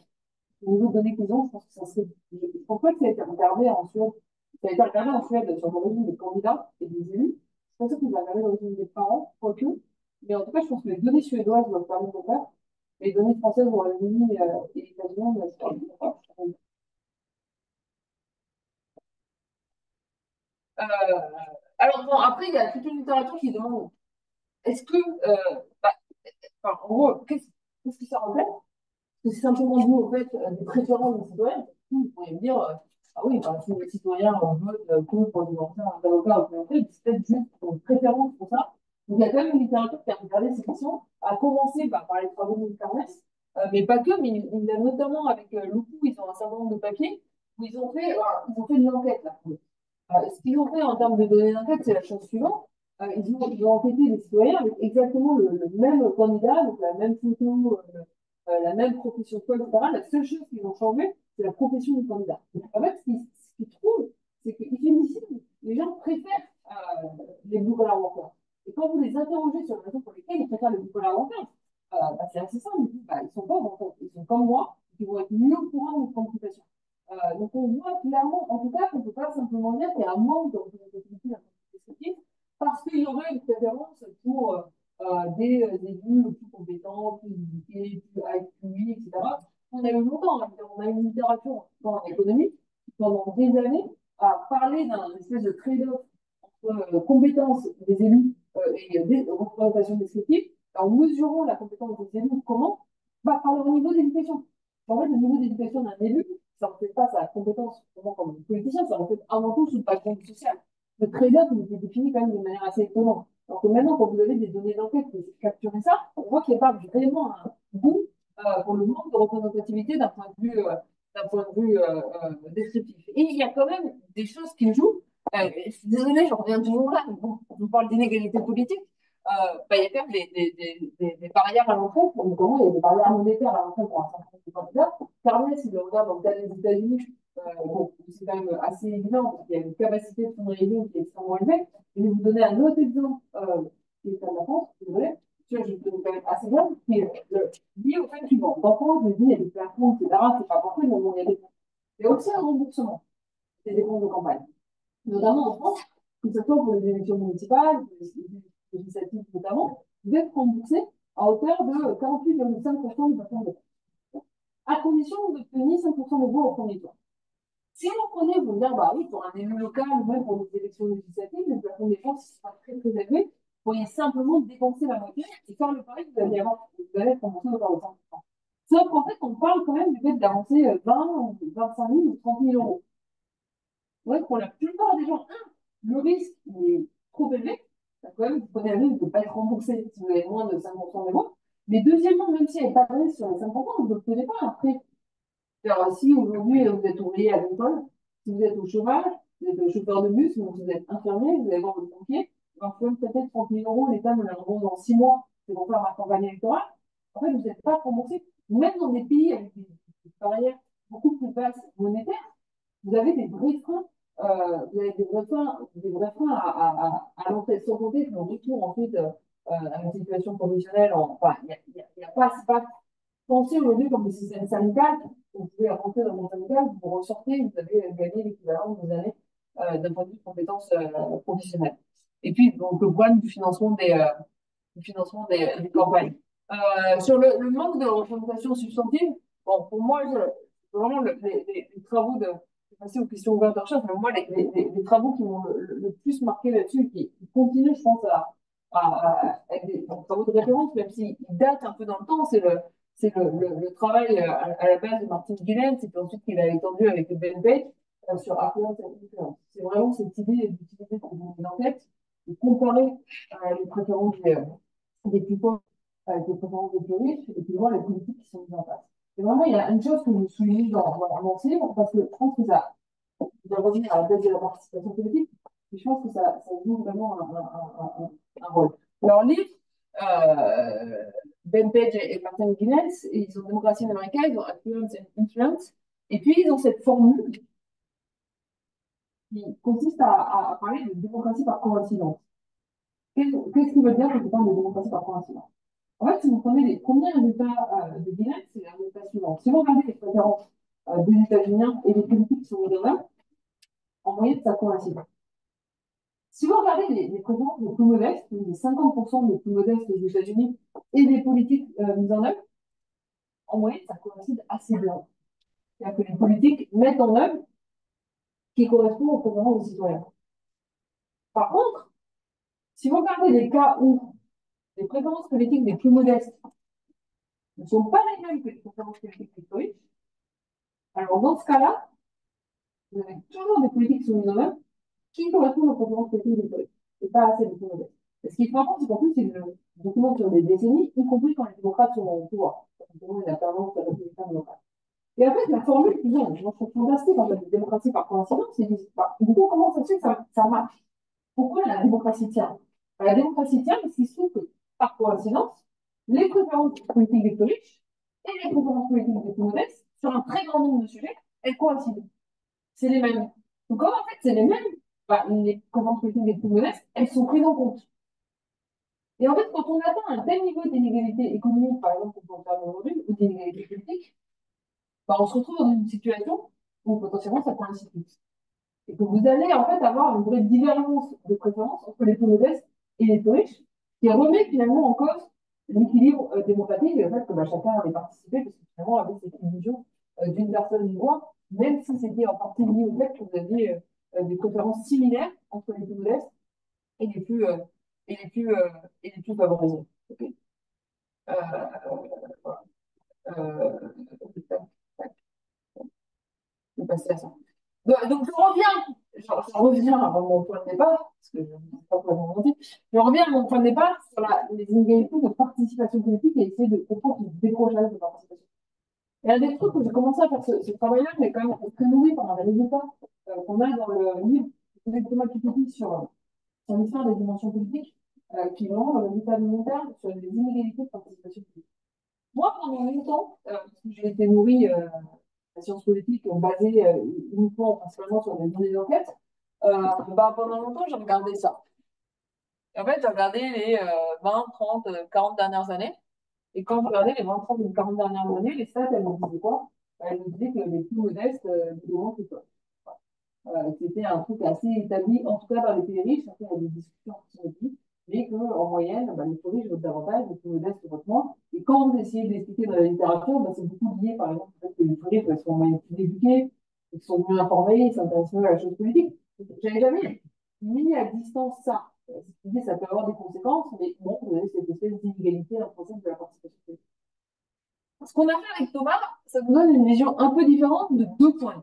La première chose qu'on a fait dans le livre Une histoire du conflit politique, c'est qu'on est remonté en fait aux élections depuis 1789. Là, en l'occurrence, on a les premiers référendums de 1789 à 1848, et puis on a vraiment toutes les législatives et les présidentielles depuis 1848, donc depuis 1848 jusqu'à 2023. Okay, donc la première chose qu'on a, c'est vraiment la profondeur historique. Et puis la deuxième chose, c'est qu'on va regarder sur cette profondeur historique les ratios de participation pour les législatives, pour les présidentielles, entre les plus riches et les plus pauvres. Donc là, excusez-moi, j'aurais dû commencer par ça, pour que vous sachiez quand même un tout petit peu ce que vous regardez. J'ai placé dans le temps, ok? Donc, vous avez des élections de 1840, enfin, de 1848, le premier point, jusqu'aux élections de 2022. Et ici, vous avez le ratio de participation politique. Donc la ligne noire, elle est à 1, ok? Si vous êtes à 1, ça veut dire que les plus pauvres votent pour les plus modestes. Si vous êtes en dessous de 1, ça veut dire que les plus pauvres votent davantage que les plus riches. Si vous êtes au-dessus de 1, c'est-à-dire que les plus pauvres votent moins que les plus riches. Ok? Je vous ai mis différents ratios. Donc en bleu, vous avez le taux de participation du top 20% des plus riches sur le bottom 20% des plus pauvres. En rouge, vous avez la même chose, vous avez le top 5 versus le bottom 5. Ok? Et en vert, vous avez le top 10 versus le bottom 10. Vous pouvez regarder les différentes manières de comparer ça. Vous pouvez aussi à 50%, mais quand vous regardez les extrêmes, vous voyez mieux les inégalités par de participation. Qu'est-ce que vous voyez sur ce graphique-là? Deux choses. La première chose que vous voyez sur ce graphique-là, c'est que le fait que les plus riches participent plus que les plus pauvres, c'est pas vrai de tout le temps. Et que notamment, on a quand même quasiment 3 décennies en France, en 1960, 70, 80, quasiment jusqu'au début des années 90, où vous avez le phénomène inverse. C'est des données qui se font au niveau des communes, mais les communes les plus pauvres votent davantage que les communes les plus riches. C'est intéressant d'un point de vue sociologique, quand ensuite on regarde ce qui se passe, c'est quand même des années qui sont caractérisées par la montée du Parti communiste, un investissement très fort du Parti communiste, y compris dans ce qu'on appelle, ce que je disais tout à l'heure sur la représentation descriptive, des communes qui vont être tenues par des partis plus marqués à gauche, et puis une période caractérisée par une bipartition gauche-droite relativement forte. Okay, et donc en fait, c'est pas vrai de tout temps, et vous avez quand même une période historique où vous avez eu le contraire. Et puis la deuxième chose qui est vraiment frappante sur ce graphe, et ce qui nous montre dans le coup politique, c'est que ces inégalités de participation politique, par exemple, si vous comparez le top 5 et le bottom 5 sur les législatives, elles n'ont jamais été aussi fortes qu'aujourd'hui. C'est-à-dire que même en 1848, en 1860 ou en 1910, ce n'était pas des grands moments historiquement en France d'égalité économique, hein. Même à ce moment-là, elles n'étaient pas aussi fortes. Et aujourd'hui, ça veut dire quoi ce chiffre qu'on a là? Ça veut dire qu'aux dernières élections, par exemple, le 1,35, ça veut dire que les 5% de communes riches votent 1,35 fois plus que les 5% des communes les plus pauvres. Je vous disais tout à l'heure, le taux de participation moyen en France aux législatives, il est en dessous de 50%. Si vous prenez le taux de participation effectif, normalisé pas par les inscrits, mais par la population de majorité, on est autour de 40%. En moyenne, vous imaginez ce que ça veut dire en termes de stats pour le bottom de 5% des communes. En fait, vous avez des taux de participation qui sont autour d'un tiers. Donc, vous avez un décrochage complet. Il s'est vraiment accéléré au cours des dernières années. Au moment même, on avait justement cette augmentation de l'inégalité politique, c'était que la productivité substantielle. Et donc, l'idée, maintenant que je vous ai dit ça, j'ai posé le problème et je vous mets des pistes de réponse. Ce que j'aimerais voir en termes d'agenda de recherche, c'est d'essayer de comprendre ça, de mieux le documenter, de mieux le caractériser, la corrélation. Et je pense qu'il y a vraiment un lien entre ça, en fait, cette montée des inégalités politiques, aussi la montée des inégalités économiques, qui fait que la démocratie, par coïncidence, c'est de moins en moins, et le déclin de la participation politique, qui n'est pas un déclin uniforme, et qui est un déclin notamment très fort parmi les plus modestes. il est centre, non? Enfin, il est remonté. Ok. Et du coup, bah, je vais relier ça à un certain nombre de questions de recherche. Je pense que quand même, toutes ces questions-là, ça ne marche pas beaucoup dans les États-Unis, parfois, dans les systèmes de partis. Dans un pays comme la France ou en Suède ou Bolivie, bah, ça s'entend beaucoup. Euh, Ça explique en partie ce qu'on va voir comme une nouvelle tripartition des systèmes politiques, notamment avec une montée assez forte des partis à la droite de la droite, comme en France avec le Rassemblement national, des Swedish démocrates dans un pays comme la Suède. Il y avait en fait une division en deux du vote des catégories populaires, donc en partie pour les partis de gauche, en partie pour la droite de la droite. Ce qui est vraiment frappant, c'est l'investissement en fait de toutes les parties de ces partis sur les questions de représentativité d'un point de vue descriptif. Des partis qui ont beaucoup plus d'élus employés, ouvriers, des catégories populaires que les autres que les autres grands partis. Et puis, il y a toute cette question Thomas, il a travaillé dessus, il y a tous les travaux qu'il a fait avec Amaury Guetta et d'autres, au départ avec des enquêtes, sur le changement de la structure du conflit politique. Ce changement de la structure du conflit politique qui provient en partie de l'augmentation des inégalités économiques, mais pour moi, il n'est vraiment pas étranger aussi à l'explosion des inégalités qu'on peut qualifier de plus politiques. La dernière chose que je veux vous montrer par rapport à ça, c'est ouais, juste. Alors après, je l'ai quand même laissé parce que je l'ai écrit d'abord. Si je continue à y croire, après, ça fait partie des choses qui m'ont beaucoup perturbé. Enfin, c'est pas que perturbant, hein. Mais dans les résultats des dernières élections aux États-Unis, parce qu'il y a une chose qui est frappante dans le premier graphique que je vous ai montré, que j'aurais montré de remettre là une deuxième fois pour pas aller derrière. Donc, dans tout premier graphique que je vous ai montré tout à l'heure, il y avait une chose qui était assez frappante sur la participation politique. C'était que vous aviez un déclin pour la France, vous aviez un déclin pour le Royaume-Uni, vous avez un déclin de très long terme pour les États-Unis, qui vont gagner les élections présidentielles en vert avec la ligne continue ou en vert avec la ligne pointillée, et que vous avez dans les deux cas aux États-Unis, depuis les élections de 2016, une inversion des taux de participation. Vous avez une réaugmentation de la participation politique qui n'est pas quelque chose qu'on pourrait voir en l'occurrence et qui est y compris drivé par la participation et pour le coup, maintenant, on a des données électorales assez fines pour les États-Unis et des voting blocs plus modestes. Donc, il y a la question de savoir en fait, pourquoi vous avez ce regain de participation politique. Et une hypothèse, alors là, pour le coup, je mets vraiment fait sur la table avec mon cerveau, et c'est plus pour le discuter, je ne suis pas capable de le démontrer. Donc, je trouve que c'est intéressant et que ça interroge à tout le monde. Pour moi, en fait, une des hypothèses qu'on peut avoir, c'est lié à l'augmentation des petits dons. En tout cas, l'idée, c'est un peu pour tout le monde, c'est une histoire sur la dernière minute, parce que c'est pas des professionnels des petits dons, c'est vraiment quelque chose aux États-Unis qui a été mis en place par le Parti démocrate pour commencer, avec ce qu'on appelle Hackdo, avec beaucoup de gens qui se sont mis à donner de tout petits montants. Les travaux de recherche, avec Edgar, qu'on mentionnait tout à l'heure dans son post, qui est avec IBS et Laurent Mouton à Georgetown, on documente ce poids croissant des petits dons dans la vie politique états-unienne. Tout à l'heure, vous mentionnez vous-même, peut-être que les candidats vont revendiquer ça, dire bah, on a reçu tant d'argent du point de vue de petits donateurs. Il y aurait une idée, selon moi, comme j'aimerais bien écouter en fait des messages sur la table, dans un agenda de recherche possible pour le futur. L'idée selon laquelle, parce que les gens se mettent à contribuer financièrement, ce qui est beaucoup plus coûteux que d'aller voter. Là. C'est-à-dire que ça nous coûte un peu de temps, ça ne coûte pas d'argent, en fait, de donner, mais ça nous coûte de l'argent. Et sachant que dans des élections où les gens dépensent en milliards, c'est pas beaucoup plus pivot en donnant 5 dollars qu'en allant voter dans un endroit où vous avez 100 d'électeurs. En fait, vous êtes par exemple complètement mis pivot, malgré tout les gens donnent. Je pense qu'une des choses intéressantes à regarder potentiellement, c'est regarder ce lien en fait entre le fait de redonner, ou en tout cas d'avoir ce nouveau narratif de l'importance financière des gens normaux sous les conditions de 5 et 10 dollars, en fait, de réaller participer à la question électorale. Puis la dernière chose que je mentionne, et que je vais tard comme on est un peu de discussion, plus de questions, c'est qu'il y a quand même plein de trucs qui ont été faits à plein d'endroits.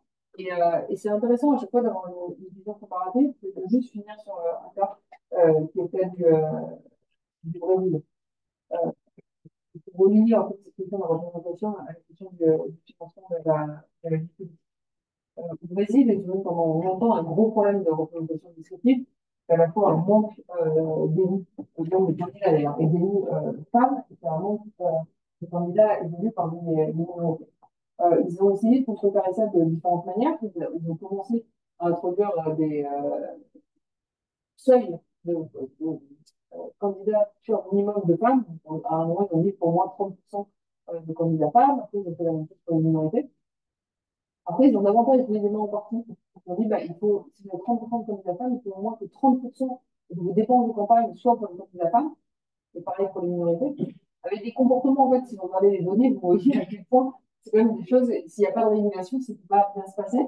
Et notamment dans les données brésiliennes, on voit que les partis, en fait, financent les femmes à tout le temps de la campagne.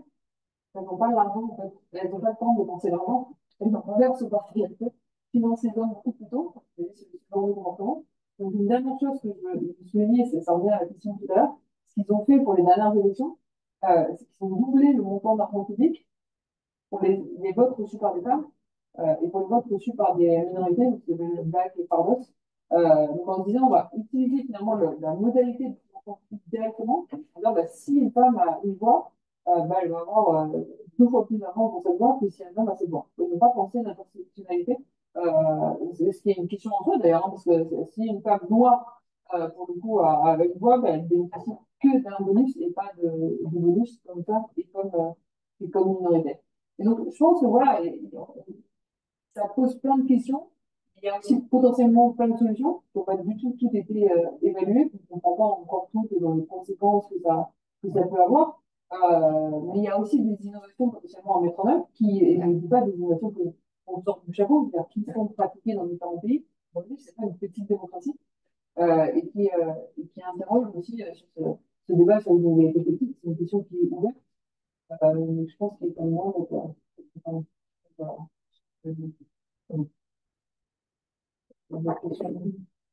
Et on a encore 10 minutes pour, ouais, 10 minutes pour des questions parce que. Moi, j'avais une question sur ce que vous avez dit concernant les dons pour des associations, la philanthropie et la baisse qu'on voit dans la population générale, dans le nombre que vous avez étudié. Est-ce que vous avez regardé, parce que vous avez montré que pour les très riches, en tout cas, c'était aussi un outil politique, mais est-ce que finalement, dans le découpage des différentes classes sociales, cette baisse, elle s'observe partout, tant chez les ouvriers que chez les CLP+, que chez en tout cas, est-ce que c'est quelque chose qui est constant dans toutes les classes sociales ou est-ce que c'est quand même quelque chose qui est plus axé sur, je sais pas, la petite bourgeoisie, Alors, oui, de manière imprécise. Donc, en fait, ce que je fais pour essayer de comprendre ces comportements de groupe, c'est la même chose qu'on a fait avec Thomas sur les comportements de vote. Donc, en fait, l'idée, c'est d'utiliser les données d'enquête et de compléter les données d'enquête avec des données historiques pour les périodes où on n'a pas d'enquête. Et aussi pour regarder des petits comportements. Les données d'enquête, bah, notamment pour les dons, si vous avez aujourd'hui en France moins de 10% de donateurs, en fait, ça devient difficile de croiser plusieurs dimensions explicatives. Même si vous faites une enquête avec 12 000 personnes, vous avez 10% de donateurs, alors, sauf si vous tirez déjà que parmi les donateurs, mais dans ce cas, vous regardez que la moindre intensive et plus la moindre extensive. Pour les 12 000 personnes, les 10% de donateurs, vous avez 1200 personnes, vous rajoutez 4 variables explicatives, vous n'avez pas rien à dire. C'est un peu une des limites des données d'enquête, et peut-être qu'on n'a pas de conteneur historique. Donc en fait, l'idée, c'est quand on a des données d'enquête, de les utiliser, et notamment pour nous aider à trouver des biais d'influence écologique, et puis sinon, utiliser des données historiques. Et en fait, d'utiliser la richesse, et ça c'est intéressant dans un pays comme la France, et ça l'est maintenant aujourd'hui aux États-Unis, parce que vous avez les résultats de vote, de blocs électoraux, donc c'est une toute petite surface. Le problème historique aux US, c'est que historiquement, sinon, les données sont des comtés, et pour le coup, en termes d'apparence écologique, c'est pas plus des États-Unis, parce qu'il y a un comté qui est trop grand. En France, on est 36 000 communes. C'est un peu beaucoup. Il y a plus de communes en France que dans tous les autres pays de l'Union européenne réunis. Ce qui veut dire que vous avez des communes avec 10 habitants, 20 habitants, 50 habitants, 60 habitants, et puis vous avez des petites communes pauvres, des communes rurales, des petites communes avec des employés, des loyers, etc. Donc, du coup, en fait, ce que j'ai regardé, c'est que j'ai regardé ces comportements de donation et j'ai matché en fait avec les données communales pour approximer finalement la structure des donateurs par un certain nombre de caractéristiques. Et ce qu'on voit quand même, c'est qu'on voit avec un biais, moi, au départ, la première question que j'ai regardée, hein, c'est un peu le biais du chercheur. Maintenant, je suis en train d'aller beaucoup plus descriptif, maintenant, on a des trucs évidents. Première chose que j'ai regardée, moi, c'est je vais lier ça au comportement de vote. Et notamment, on trouve une chute beaucoup plus forte de la proportion à donner. Enfin, la différence, elle est énorme. Hein. Vous avez une différence de 6 points de pourcentage aujourd'hui entre la probabilité donnée parmi les gens qui s'abstiennent et parmi ceux qui votent à l'Assemblée nationale. Les gens qui votent aujourd'hui à l'Assemblée nationale en France donnent encore moins que les gens qui ne votent pas aux élections, ce qui est quand même normalement la mesure numéro un de capital social. Donc il y a vraiment un fort biais lié au comportement de vote, qui soit pris en compte tout ce qu'on pourrait voir comme des déterminants socio-économiques du vote, c'est-à-dire en contrôlant pour l'éducation, en contrôlant pour le revenu, en contrôlant pour la richesse, en contrôlant pour la CSP, etc. Une fois qu'on a dit ça ensuite, on voit quand même une baisse marquée par le niveau de revenu. Et il n'y a pas une différence énorme en fait, par le niveau de CSP. Un des facteurs plus important, c'est le niveau d'éducation. Une fois que vous avez contrôlé pour le revenu, une fois que vous avez contrôlé pour le revenu et l'éducation, la CSP en soi, elle n'a pas un impact déterminant. Par contre, le niveau d'éducation, il est beaucoup. Et en fait, les seuls gens avec des revenus relativement faibles qui continuent à donner, c'est les gens qui ont des niveaux d'éducation relativement élevés. Vous avez une baisse, par contre, parmi les gens qui sont sur le niveau d'éducation du plus haut. Je me demandais si vous aviez un peu examiné l'idée de sentiment un peu d'anti-établissement, un peu de déception avec la performance démocratique parmi les tests. Pour moi, il y a vraiment cette idée-là, dans toutes les statistiques que vous avez montrées, que ce soit même la croissance aux États-Unis euh, parmi les plus modestes, qui peut être expliquée par le côté du Donald Trump et ses sentiments d'anti-établissement. Vous voulez savoir Non, moi, je suis complètement d'accord avec, potentiellement, ça peut vraiment partie de l'explication. Enfin, ce type d'intellectualisation, il est quand même lié à cette idée que, bah, il y a un niveau d'inégalité beaucoup plus fort dont bénéficie entièrement plus l'élite et pas le reste de la population. Je n'ai pas vraiment mesuré, au sens où si j'ai fait une enquête propre sur les dons, mais qui était vraiment liée à la question de la participation politique. Je ne l'ai pas posé par d'autres données d'enquête, mais je pense que ça joue un certain rôle. Ensuite, j'ai pas mal fait d'analyse de contenu. Et c'est vrai que si vous regardez cette critique du secteur philanthropique, il y a vraiment cette idée comme, de concentration des dons. Et l'autre idée, parce qu'on mentionnait Trump, et les termes qui sont de plus en plus associés au secteur philanthropique, ça va être des termes comme woke, par exemple. Ça va être des termes, alors, en France, beaucoup islamo-gauchistes. Mais vous savez, au départ, il y a eu pendant longtemps, Mélanie, par exemple, son ennemi numéro un en Italie, Giorgia Meloni, et SOS Méditerranée. Après, vous pouvez comprendre pourquoi, parce qu'ils n'aiment pas les migrants, ils n'aiment pas les migrants, ils n'aiment pas les SOS Méditerranée, c'est une cible simple. Après, ça va bouger la critique, elle va bouger des SOS Méditerranée à des assos plus comme Action contre la faim, Oxfam, etc. Donc, moins directement tourner vers les migrants. Ensuite, ça va, en fait, et je dis ça parce qu'on voit assez bien dans les mouvements associés au secteur en société, ça va s'étendre dans une critique qui va être plus vers des associations qui seraient définies comme politiques. Et là, en France, c'est là où vous avez ce terme islamo-gauchiste qui apparaît assez rapidement dans le débat. Mais en fait, ce qui est vraiment frappant, si vous regardez les premières annonces de Musk pour réduire les dépenses, c'est-à-dire on va couper les dépenses au planning familial. C'est quand même assez étonnant, parce que là, pour le coup, c'est pas les migrants, c'est pas les islamo-gauchistes, c'est même pas les élites, pas le planning familial à la base. Si on voit bien un secteur de soutien aux familles qui n'est pas élitiste, on est seule chose. Et parce qu'en fait, le planning familial va être affiché au final pour plus. Et en fait, on voit que finalement, ça s'étend et on n'arrive presque plus. En France, j'ai travaillé au niveau des données des associations. C'est vrai qu'il y a des questions que les gens me posent, c'est de me dire, mais, il y a quelle association qui survit finalement à cette critique-là? Et en fait, il y en a quasiment plus. Et c'est assez, je pense, destructeur c'est assez destructeur en partie du lien social. Et quand vous dites la critique anti-establishment, en fait, pour moi, c'est deux facettes. C'est à la fois anti-establishment et anti-pauvre. Ça, c'est l'autre aspect de la critique du secteur associatif. Alors, si vous regardez les caractéristiques de l'électorat, par exemple, de Swedish démocrate en Suède, ou l'électorat Rassemblement national en France, c'est pas un électorat qui est favorisé socialement. En termes de distribution de revenus, c'est un électorat qui va être dans le troisième, quatrième, cinquième décile à peu près. C'est une classe populaire, mais pas les classes populaires qui ont complètement détecté, pas le bottom 10 ou le bottom 20%.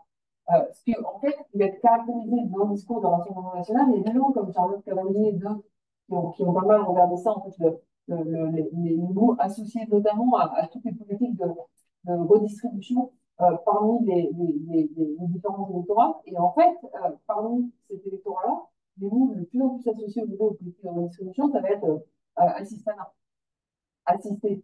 Et ça va être dans les enquêtes, ils vont avoir une probabilité plus forte de répondre que bah, les plus pauvres, s'ils sont pauvres, c'est parce qu'ils ne veulent pas travailler.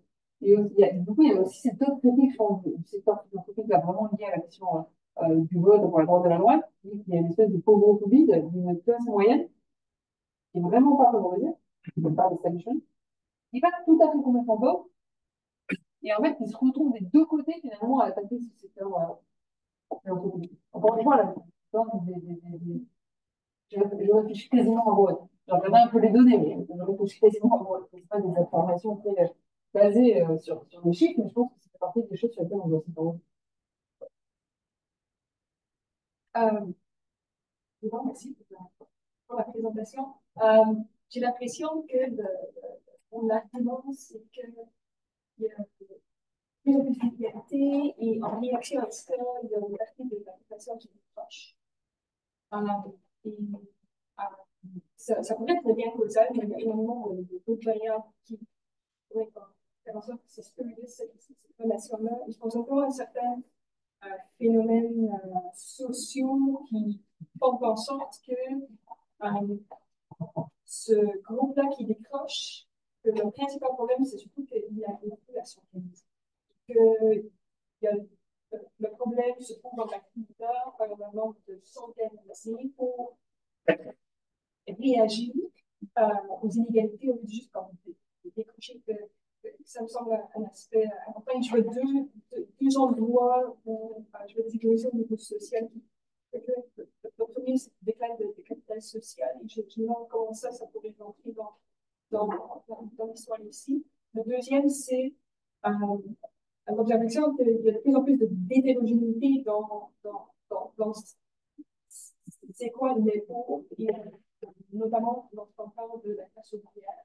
C'est quoi de nos jours la classe ouvrière qui ne rentrent pas dans la classe ouvrière. Ce sont des personnes qui travaillent dans des secteurs très, très différents, et par conséquent des activités différentes aussi. Et est-ce que c'est ça qui fait en sorte que se mobiliser est de plus en plus compris? Donc, cet aspect s'organiser et